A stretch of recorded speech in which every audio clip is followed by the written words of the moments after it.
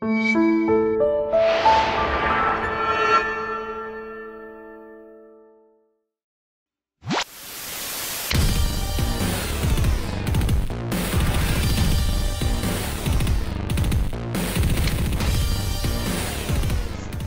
guys, so this is my first Primetime Crisis video about Gotham, which is actually my first Primetime Crisis video, period.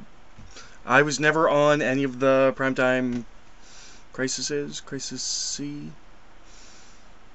Anyways, this is about Season 2, Episode 17, Into the Woods. So I haven't really spoken about Gotham. You know what, this might work better. I haven't really spoken about Gotham, like, at all. It was one of the reasons I wanted to do this show in particular, is nobody knew my thoughts on the show. I kind of love this show, but I don't think it's for the reasons that the people making the show think I love the show. I'm not really sure. See, there's this thing, and I think it's happened less, but for my generation, certainly the one before that, there's this period you go through when you're a teenager, where you don't realize that the Batman 66 show is a comedy. You think, oh, those fools back in the 60s, they thought they were making a Batman show, and they failed at it, and it's terrible. I think Gotham is that show. I think Gotham is the show where they think they're making a serious adaptation of the Batman mythology, and it's one of the most ridiculous things I've ever seen. And I find it hysterical. It's insane. It's crazy. And they do kind of the thing heroes used to do, where they have these big, massive events happen just to kind of get you to keep watching. This episode is a fantastic example of that. This episode basically undoes the past 2-3 episodes. Everything that every path we sent everyone on in the past 2-3 episodes are all resolved and undone. So Bruce Wayne leaves home. He's not gonna live at stately Wayne Manor anymore. He's gonna live on the streets. He's gonna learn about criminals and how the criminal mind works. At the end of this episode, he decides to come home. Because, I don't know, Alfred's weird. Alfred seems too supportive of the idea that I guess will eventually become Batman. And so, we have this really strange Bruce-Alfred dynamic, and Alfred's advice at the end of this episode is basically, well, if you're gonna do this thing that's not yet Batman, you can't be in love with anyone, you can't care about anyone, so you can't possibly keep living with Selina Kyle. So Bruce tells Selina, sorry, I'm not going back with you, I'm gonna stay here. Jim Gordon was put on trial, and convicted of murder, in one of the... This is going back like 2-3 episodes to when he actually got convicted, but it's one of the, like, I know we're adults, but we don't understand how the world works kind of writing things, where, like, 15 times it's like, a unanimous judgment, by the jury. I'm like, well, yeah, jury judgment has to be unanimous, that's how that works. I'm not sure why a unanimous judgment is something that needs to be put in every single news broadcast, but a unanimous judgment declared Jim Gordon as a murderer. He went to prison, and that's all done now. Jim Gordon's reinstated as a police officer. We're just not going to talk about that. And he's back to looking for who hired Matches Malone. Before it was looking for who killed the Waynes, now it's looking for who hired the man that killed the Waynes. And Penguin, who was driven sane, is probably the best way I can explain what happened to Penguin. He was driven sane, he found out he had a family, they were all kind of Grimm's fairy tales, like psychotic evil stepfamily. And he murdered them all. He actually made his, continuing the, like, Grimm's fairy talesness of it all, he made his stepmom eat his stepbrother and sister. That happened. This show is strangely dark. For a show that's as silly and incoherent as this show is, it's really dark. And it seems like Oswald Cobblepot is crazy again, and that he's going to be...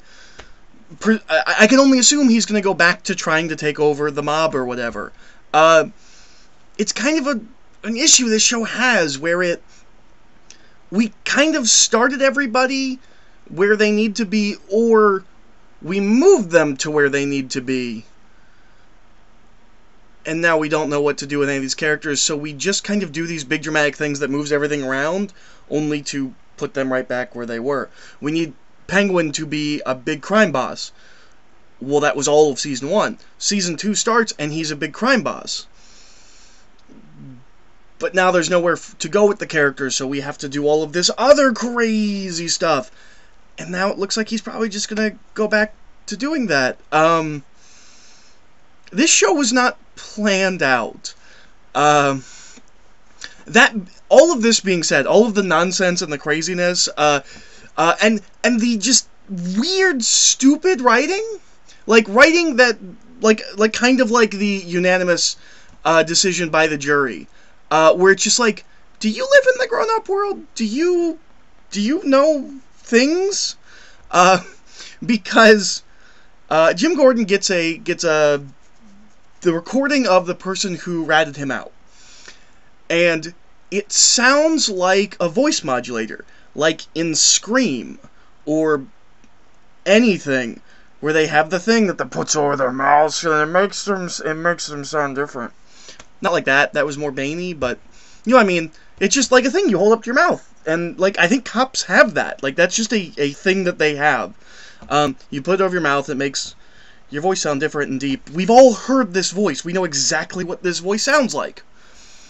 The recording starts playing, and Harvey Bullock goes, "Do you recognize that voice?" And then Jim Gordon says, "Nah, I think it's a fake voice, or I think it's modulated." I forget what he says. But it's like, yeah, no kidding. Like, that is literally the generic standard I'm hiding my voice. Now, all of this nonsense kind of aside, the other thing that the show has going for it is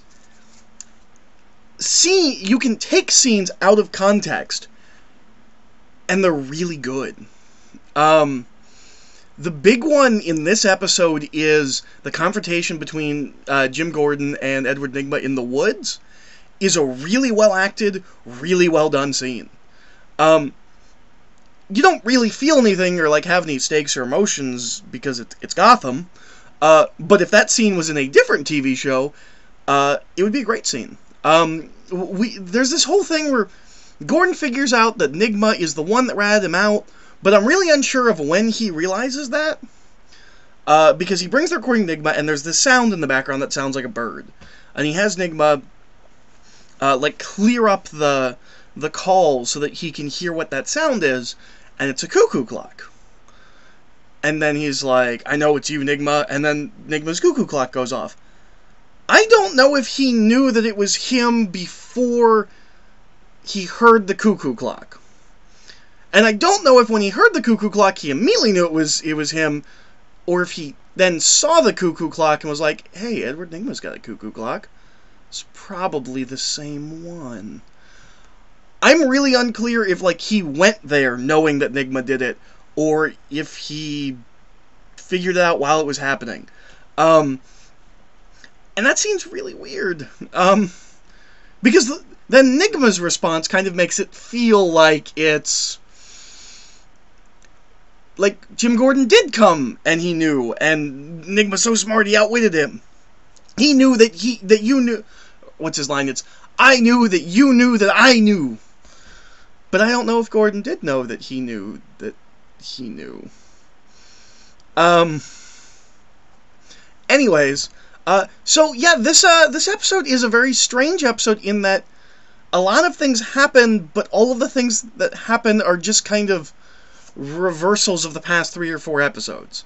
We just kind of spent 4 episodes to go back to where we were 4 episodes ago. The big one being, or the big thing of this episode, at least, you know, at the end, is Barbara's released. Hugo Strange, who is great. Aside from the fact that his, like, chin beard thing is unbelievably fake looking, like, you can see, like, the follicles, like, there's a joke in Hellboy where he's like, this doesn't look like doll's hair, does it? Yeah, it looks like doll's hair. Aside from that, he's great. He's so much fun in this show. He released Penguin as some kind of experiment, but he hasn't seemed to be keeping track of Penguin or what Penguin's doing, so I'm not sure how that's an experiment. But now he's released Barbara to see what she does. But unlike Penguin, who seemed kind of cured, I'm kind of unclear on whether Penguin was cured and his family being evil kind of uncured him, or if he was kind of playing the whole time. I'm not really sure. I'm pretty sure he was driven sane, and then that's been undone. But if that's the case, then this isn't an experiment. Hugo Strange is legitimately, like, a genius and can fix people. Like, that aren't crazy. Like, the Penguin's not crazy, he's just kind of evil. He's just a bad person. And if you can fix bad person, you're kind of the greatest psychologist of all time. And the only reason that the Penguin stopped being a bad person is because he was then surrounded by sociopaths. Theoretically, if his family had loved him like his father loved him, he would have been fine, and he would not have gone crazy again. So, the thing is, we kind of saw his procedure and his kind of arc over, like, an episode or two. With Barbara, she woke up, and she has, like, a therapy session where she's talking, which she has this... Everybody's wearing these, they look like prison uniforms, like, they're the black and white stripes. And they're all, like, up to their neck. Right? Like a uniform would be. You certainly wouldn't want, you know, to show skin in an insane asylum where, like, it might incite people. Except for Barbara. Her shirt is, like, cut down like this, and I'm not sure why that's allowed. And, like, I started looking around the room, and no one else's shirt is like that. Like, it looks more just like a V-neck t-shirt that's got, like, black stripes across it than what everyone else is wearing. But so anyway, she has this kind of therapy session, and then he's like, by the way, you're cured. Which is weird, because when the Penguin left, it seemed like he was cured, and with Barbara, I don't know, we just kind of skimmed over that episode. That wasn't really the point of this episode, except for when it becomes the cliffhanger ending at the end of the episode. But she goes back to Jim. Time is another problem in this show. In the episode where Gordon gets arrested, it is... Like, he gets arrested, and that's, like, after 4 weeks of a trial. And we're like, oh, okay, so between that scene and the scene, 4 weeks. And that's kind of happened in this episode and the last episode is, I'm not really sure how much time has passed. Like, Barbara wakes up, and she could have been in therapy for, like, 2 months. Like, I'm not really sure the way this episode plays. Like, when Gordon goes and talks to, I forget if it's Harvey or if it's his boss, he talks to somebody, and they're like, oh, by the way, Leslie Tompkins has moved here and is doing this job. It's not really something you do in, like, a month. So it seems like more time has passed than I thought had passed. I'm not really clear on the timeline of this show. So maybe we are just getting the highlights of Barbara's, like, multi-month recovery. But that's the big thing at the end of the show, is that Barbara's back. And she goes to Jim's house. And if she's fixed like the Penguin, I'm actually interested to know what happens. I mean, the Penguin had a certificate and everything that said he was not donkey-brained. So, I don't know. I guess we'll see what happens next episode. This show is just kind of crazy, and I just spent, I don't know, what, 44 minutes. I got the thing up on my TV here. It is exactly 44 minutes. And we spent 44 minutes just kind of undoing the past 88 minutes. I don't know. I guess we'll see next week.